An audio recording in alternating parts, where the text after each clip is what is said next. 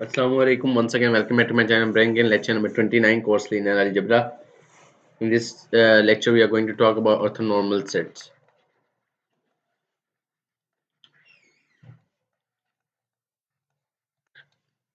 So, let's suppose a set having vectors u1 to up is an orthonormal set, or it is an orthogonal set. Is an orthonormal set if it is an orthogonal set of unit vectors.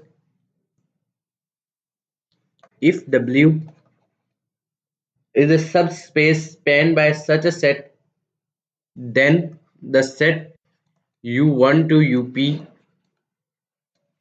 is orthonormal basis for W. इसका क्या मतलब है? When we will do, for example, you will get that.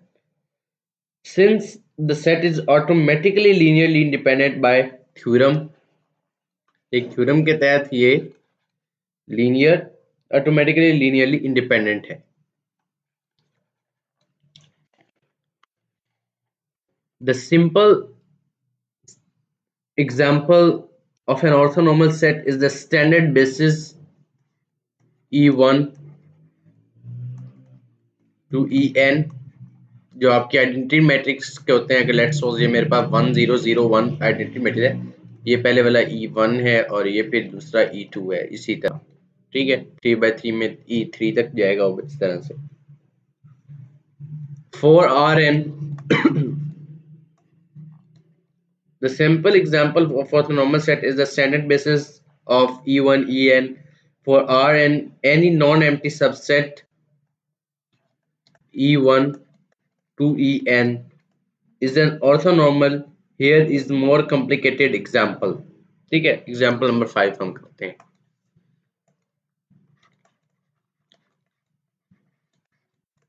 Example number 5 में वो कहता है कि show that the vectors जो है v1 v2 v3, ये तीन vectors is an orthonormal basis for r cube where v1 3 by under root 11, 1 by under root 11 and 1 by under root 11. ठीक है, ये हो गया आपके पास. v2 is equal to minus 1 by under root 6, 2 by under root 6, 1 by under root 6. ठीक है, और ये v3 जो है ये minus 1 by under root 66, minus 4 by under root 66 and 7 by under root 66. ये आपका वेक्टर हो गया. अब आप ऐसे करें कि फॉर द टाइम बीइंग आप v1 डॉट v2 ले. ठीक है, आपको भी समझ लग जाएगा कि ऑर्थोनॉर्मल कैसे है. शो दैट कि ये ऑर्थोनॉर्मल बेसिस है. v1 डॉट v2 जब मैं लेता हूं तो ये मेरे पास -3 ओवर अंडर रूट 6 इंटू 11 66 हो जाएगा, plus 2 over under root 66 and plus 1 over under root 66. तो ये आपके पास 0 आ गया. v1 डॉट मैं v3 अब लेता हूँ, डेट विल गेट यू 66 को जब मैं 11 से करूंगा तो मेरे पास 276 आ जाएगा गालबन. तो ये -3 over under root 276 plus -4 over under root 276 और ये 1 इंटू 7 जो है ये प्लस 7 ओवर अंडर रूट 276. तो ये 7 माइनस 7 ये भी 0. अब v2 dot v3 find out करते हैं. 6 इंटू 66 आपके पास 396 हो जाएगा, minus minus plus 1 over under root 396 plus minus 2 4 जार 8. तो ये 8 ओवर अंडर रूट 396 और फिर प्लस 7 ओवर अंडर रूट 396. तो ये आप देखें 7 + 1 8 -8 ये भी 0. आपने देखा ऑर्थोनॉर्मल बेसिस में फाइंड करने के लिए एक तो इनका आपस में जो डॉट प्रोडक्ट है वो 0 है, यानी कि सारे आपस में परपेंडिकुलर है, और जब मैं इनका यूनिट वेक्टर लूंगा वो भी 1 आएगा। ठीक है, परपेंडिकुलर और यूनिट वेक्टर हो, तो ये आपके ऑर्थोनॉर्मल बेसिस होंगे। अब हमने क्या करना है, अब हमने इसका यूनिट वेक्टर होना चेक करना है। यूनिट वेक्टर में हम क्या करेंगे, हम इसका डॉट प्रोडक्ट लेंगे। ठीक है, तो मैं डॉट प्रोडक्ट लेता हूँ v1 डॉट v1। ठीक है, ये आपके पास आ जाएगा 9/11 प्लस 1/11 प्लस 1/11। ठीक है, वो क्या होता है, पहली टर्म का स्क्वायर प्लस दूसरी टर्म का स्क्वायर प्लस तीसरी टर्म का, जितनी टर्म्स होंगी उनका स्क्वायर लेके ऐड करते जाना है। 9 plus 1 10, 10 plus 1 11, 11/11, this is 1, so this is unit। v2 dot v2, ये आपके पास आएगा 1/6 प्लस 4/6 प्लस 1/6, तो ये 6/6, ये भी 1। ठीक है, और ये v3 डॉट v3, अब लूंगा मैं 1/66 प्लस 16/66 और प्लस 49/66, 50 और 16 66, तो 66/66 से भी आपके पास 1 के बराबर। ठीक है, thus v1 v2 v3 is an orthonormal set। ठीक है, जो हमने ऑर्थोनॉर्मल सेट उससे ही से प्रूव हो गया था जब हमने डॉट प्रोडक्ट लिए v1 dot v2 v1 dot v3 और v2 डॉट v3, और उनके आपस में जो प्रोडक्ट आए वो 0 के बराबर, तो उनसे आप ये लिख सकते हैं डायरेक्ट के thus v1 v2 and v3 are orthogonal sets. ठीक है, उससे वो आपको पता लगा कि ऑर्थोगोनल है। ठीक है ना, क्योंकि ऑर्थोगोनल में क्या होगा, जो है डॉट प्रोडक्ट जो होता है वो 0 के बराबर होता है। ठीक है, और फिर जब आप इन दोनों का और हमने ऑर्थोनॉर्मल बेसिस भी देखनी है, तो हम जब इन्हीं के डॉट प्रोडक्ट इन्हीं के साथ लेंगे, सेल्फ वेक्टर के साथ v1 डॉट v1 और v2 डॉट v2 और v3 डॉट v3, अगर इनका आंसर 1 आ जाता है तो इसका मतलब है कि v1 v2 v3 are unit vectors. ठीक है, ये यूनिट वेक्टर्स हैं, और ये जो सेट v1 v2 और v3 है ये ऑर्थोनॉर्मल बेसिस है। ठीक है, जो प्रोडक्ट 0 आया उससे ऑर्थोगोनल सेट का पता चला, और जो ये भी हमने v1 डॉट v1 और v2 इनका जो 1 है इससे पता लगा कि यूनिट वेक्टर है और ऑर्थोनॉर्मल बेसिस है। ऑर्थोनॉर्मल कब होता है, जब हम एक वेक्टर को उसकी मैग्नीट्यूड से मल्टीप्लाई कर देते हैं और बाद में जब उसका डॉट प्रोडक्ट लेते हैं तो वो 1 देते हैं। तो ये हमारे पास वही ऑर्थोनॉर्मल सेट था कि हमने इसका मैग्नीट्यूड लिया, डॉट प्रोडक्ट लिया, तो ये हमारे पास ऑर्थोनॉर्मल सेट यानी कि मैग्नीट्यूड 1 आया। ठीक है, इसके बाद ऑर्थोगोनल प्रोजेक्शंस की बात करते हैं थोड़ी सी।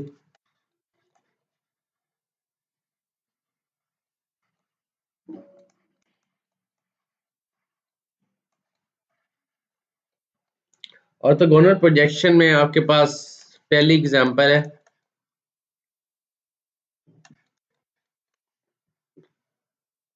कि आपके पास 5, लेट्स सपोज कर लें, let they are vectors u1 to u5 be an orthogonal basis for R5, and let y is equal to C1 U1 plus up to C5 U5. Consider the subspace W is equal to span U1 U2 and write y as the sum of a vector z in W and a vector z perpendicular as W in W perpendicular। तो आपके पास मैं इसको raise कर रहा हूँ और दोबारा लिखते हैं, y is equal to C1 U1 plus C2 U2 plus C3 U3 plus C4 U4 plus C5 U5। ठीक है, ये है। इसमें आपका जो Z W is equal to span U1 U2 और फिर उसके बाद तो ये u1 और u2 के लिए आप एक अलहदा z कर लें, दैट इज z1, और u3 से u5 तक के लिए अलहदा z2। ठीक है, तो z1 आपका क्या हो गया, c1 u1 plus c2 u2, और z2 जो है वो आपका c3 u3 plus c4 u4 plus c5 u5। ठीक है, और ये जो है वो स्पैन u1 u2, तो ये वाला स्पैन क्या करेगा, u3 u4 और u5, और to show that z2 is w perpendicular, show z2 is orthogonal to the vector basis w। ठीक है, यानी कि आपने z2 डॉट u1 करूंगा तो मैं ये आ जाएगा c3 u3 plus c4 u4 plus c5 u5 और डॉट u प्रोडक्ट। ठीक है, u1 के साथ, फिर ये आपके पास इस तरह से c3 u3 dot u1 plus c4 u4 dot u1 plus c5 u5 dot u1, u1 orthogonal to u3 u4 and u5। ठीक है, u1 एक अलग स्पैन में और u3 u4 u4 5 एक अलग स्पैन। तो आपका जो z2 डॉट u1 का तो कोई आंसर होगा, पर क्योंकि जो u2 u3 u4 और u5 इसके परपेंडिकुलर है u1 के, तो अब z2 के साथ अगर मैं u उस वाले स्पैन में से यानी कि u1 या सॉरी ये u3 और u4 u5 में से कोई चीज लेता हूं तो ये आएगा z2 डॉट u5, ये मुझे 0 देगा। ठीक है, तो ये जो z2 है ये इज इन w परपेंडिकुलर। ठीक है, अगर ये टफ भी लगे आपको तो अगली एग्जांपल करेंगे उससे समझ आ जाएगा। सो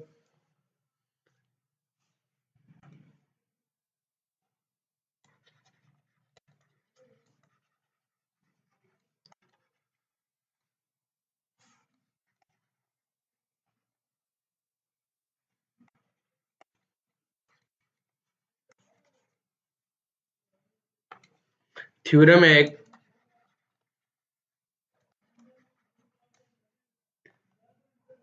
orthogonal decomposition theorem।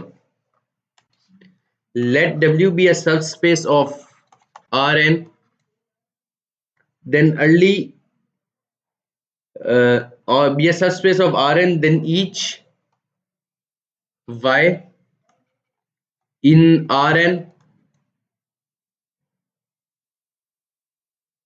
can be written uniquely in the form, जैसे अभी हमने पीछे एक लिखा था y is equal to Y hat plus Z, और z को आप लिख सकते थे y माइनस वाई हैट। ठीक है, where y hat is in W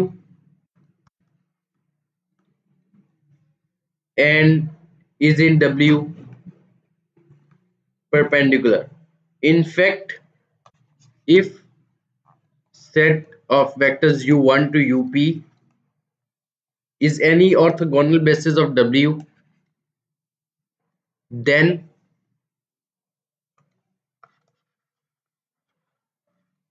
y hat निकालने का तरीका क्या था, y dot u1 over u1 dot u1 into u1 और plus up to so on plus y dot UP vector और UP का नीचे डॉट प्रोडक्ट और फिर यूपी के साथ मल्टीप्लाई। इस तरह आप अपने y को इन टर्म्स ऑफ u लिखेंगे। And you know that z is equal to y minus y hat, ये भी बता चुका हूँ। तो the vector in equation is called the orthogonal projection वाली चीज जो थी, ठीक है, ये वाली y is equal to Y hat plus Z, the vector y hat in equation 1, इसको अगर आप इक्वेशन 1 कह लें, in equation 1 is called the orthogonal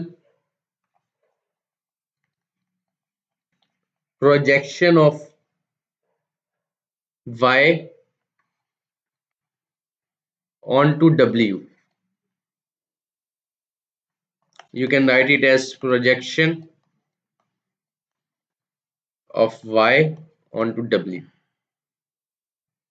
पे इसके एक एग्जांपल करते हैं. Example 2. Let's suppose you have two vectors u1 and u2. They are 2, 5 and -1, and the vector u2 is equal to -2, 1, 1, और एक y वेक्टर है आपके पास 1, 2, 3. Observe that this set u1 and u2 is an orthogonal for w is equal to span u1 and u2. Write y as the sum of vector in w and a vector orthogonal to w. ठीक है, आप पहले y hat find करेंगे. That is y dot u1 divided by u1 dot u1 into u1 plus y dot u2 divided by u2 dot u2 into u2. ठीक है, उसके बाद y dot u1 निकालते हैं. तो 1 into 2 2 plus 10 12, 12 minus 3 will get you 9, और u1 का dot 4 plus 2 का स्क्वायर 4 प्लस 5 का square 25 plus 1 25 plus 4 29 and that will get to 30, और साथ आपका ये वेक्टर u1 जो आ जाएगा एंड दैट इज 2 5 -1. इसी तरह y डॉट u2 जो आपके पास -2 +2 0 और 3, ये आपके पास 3 आ जाएगा. और नीचे अगर मैं u2 का लूँ तो ये 2 का स्क्वायर -2 का स्क्वायर 4 और 1 1 दैट विल बी 6. ठीक है, और इसके बाद u2 वेक्टर आपका -2 1 एंड 1. अच्छा, इसको सॉल्व करेंगे तो आपके पास ये कुछ इस तरह से आ जाएगा. 9 2s are 18. अच्छा, इसको कहते हैं 2 पे नहीं कहते, 3 3 3s are 9 और ये 3 10s are 30. 3 2s are 6 और 6 डिवाइडेड बाई 3 2s are 6 और 3 2s are 6 और डिवाइडेड बाई 10 प्लस -6/6. ठीक है, ये +1 आपके पास और ये बन जाएगा आपके पास -12/30. फिर उसके बाद अगला आपके पास कुछ इन सब का एलसीएम बन जाएगा आपके पास 30 आएगा, और बाकी अननोन्स आप फाइंड आउट कर लेंगे. ठीक है, तो y हैट बेसिकली आपके पास कुछ इस तरह से आएगा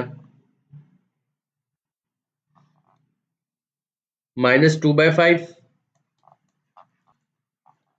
और 2 और ये 1/5. ये y हैट आपके पास आ गया. अब आपने क्या करना है, y minus y hat find out करना है. ठीक है, y आपके पास था 1 2 3 और y हैट आपके पास -2/5 माइनस -2/5 +2 और 1/5. ठीक है, इन दोनों को जब मैं माइनस करूंगा तो मेरे पास आ जाएगा 7/5 एंड 0 एंड 14/5. ठीक है, ये मेरा y हैट आ गया, और मैं अपने y को इस तरह भी लिख सकता हूँ. अगर मैं इसे लेट्स सपोज z कर लूँ तो ये इस तरह से भी हो सकता है, y is equal to y hat plus z. ठीक है, तो भाई इसके अंदर यही फाइंड आउट करना था आपने. ऑर्थोगोनल हमने कहा था कि जो y है is called the orthogonal projection of y to w, और इस एग्जांपल में हमें ये ऑर्थोगोनल ऑब्जर्व दैट कि ऑर्थोगोनल फॉर w और write w as the sum of the vector in w. हमें y को in terms of u1 u2 में लिखना था, वो भी आप इस तरह से अगर वहां पे मैं वेक्टर u1 की दोबारा जो मैंने इस तरह से लिखा था y dot u1 divided bye u1 dot u1 और यहाँ पे ये u1, मैं y डॉट u1 की वैल्यू भी लिख देता, u1 डॉट u1 की भी वैल्यू लिख देता और u1 की वैल्यू ना लिखता, तो जो भी आंसर आता इस तरह से u1 फिर प्लस बटे में कोई वैल्यू होती है और फिर साथ u2, ठीक है। तो मैं इन टर्म्स ऑफ u1 और u2 भी लिख सकता था इस आंसर को। इसके बाद हमारे पास, तो if y is in w, span u1 to up, then projection of y onto w is y, ठीक है। Is not so much important topic, इसको कवर करना है as the part of the syllabus ताकि आपको आइडिया हो। तो अगला है theorem, best approximation theorem, best approximation theorem. Let W be a subspace of Rn, let Y be any vector in Rn, and let Y be the orthogonal projection of Y onto W. Let Y hat be the orthogonal projection of Y onto W.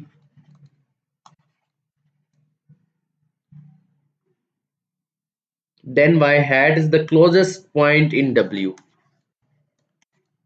closest point in W to Y, in the sense that Y minus Y hat की अगर आप magnitude लेंगे तो ये इनके दरमियान का distance है, तो ये इतना करीब है कि इनका डिस्टेंस जो है जो निकलेगा वो किसी भी y का, अगर हम वेक्टर v से डिस्टेंस लें तो ये वाला डिस्टेंस कम होगा इससे, ठीक है। Not is equal to, just only less than. अच्छा, उसके बाद for all v in w distinct from y hat, और जितने भी ये v जो वेक्टर्स हैं w के अंदर वो y हैट से डिस्टिंक्ट होने चाहिए, ठीक है। So we will be going through example, this is last, this will be the second last and then we will be having last example for today's lecture, ठीक है। तो ये एग्जांपल है हमारे पास, एक एग्जांपल में वो क्या कहता है, आपके पास u1 है एक 2 5 -1 और u2 है -2 1 1 और y आपके पास है एक वेक्टर 1 2 3 जो हम पहले भी देख चुके हैं, और w है, स्पैन करेगा वो u1 और u2 को, ठीक है। तो closest point in w to this is y hat, और y हैट को किस तरह से फाइंड किया था, y dot u1 divided by y dot sorry u1 dot u1 plus साथ इसके u1 भी मल्टीप्लाई करेंगे आप, plus y dot u2 plus u2 dot u2 into u2, ठीक है। ये आप जो फाइंड कर लेंगे इसका आंसर हमारे पास आया था -2/5 2 एंड 1/5। ये जो पॉइंट है ना, ये y हैट, ये y का सबसे क्लोजेस्ट पॉइंट है, ठीक है। अगर हम किसी और वेक्टर से y का डिस्टेंस मालूम करेंगे और y का y हैट से डिस्टेंस मालूम करेंगे तो y का जो y हैट से डिस्टेंस है वो किसी और वेक्टर से अगर डिस्टेंस निकाले तो ये वाला डिस्टेंस सबसे कम होगा। अच्छा, अगली ये तो हो गया था कि किस तरह से आपको ये y हैट फाइंड आउट करना है और y hat the least distance है, ठीक है। तो एग्जांपल 4 है, इस एग्जांपल में है the distance from a point y in Rn to a subspace W is defined as the distance from the y to the nearest point in W। अच्छा, y का nearest point क्या होगा, y hat। Find a distance from y to W span u1 और u2, ठीक है। तो वो कहता है कि एक पॉइंट है स्पैन u1 u2 के अंदर, ठीक है, जो y का सबसे क्लोजेस्ट पॉइंट होगा वो आपने फाइंड आउट करना है, ठीक है। और उस फिर वो पॉइंट फाइंड आउट करके फिर उसका y से डिस्टेंस भी फाइंड आउट करना है, ठीक है। बेसिकली वो कह रहा है कि आप y minus y hat find out, और y हैट जो होगा वो सबसे क्लोजेस्ट डिस्टेंस होगा और फिर ये आप ये y minus Y hat find out कर लेंगे और उसका मैग्नीट्यूड ले लेंगे तो वो आपके पास सबसे क्लोजेस्ट डिस्टेंस आ जाएगा, ठीक है। और y हैट वो पॉइंट है, ठीक है।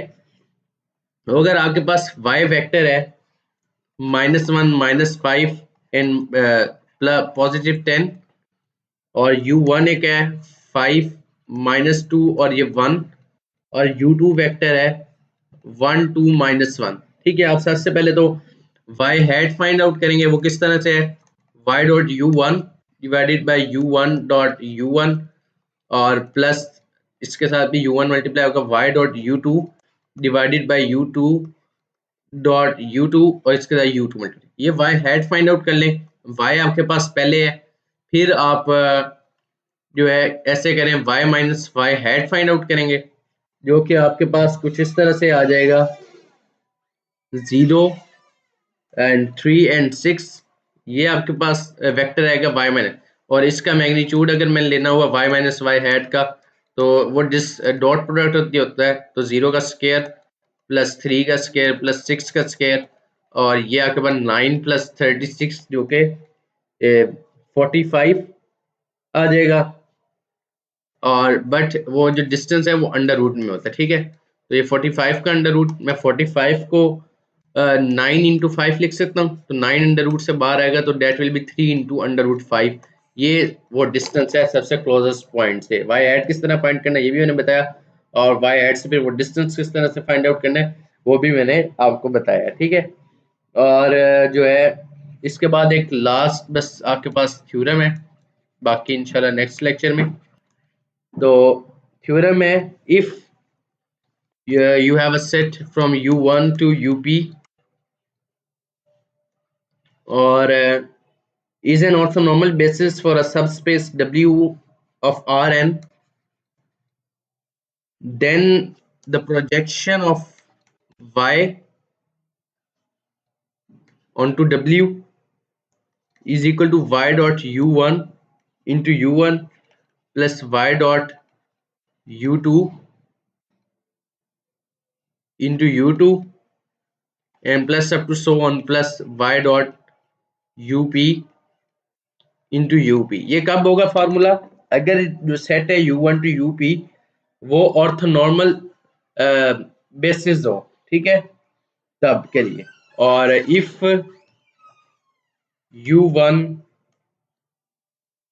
u2 and up to so on up, then projection of y onto w, आप इस तरह से भी u into u का transpose into y for all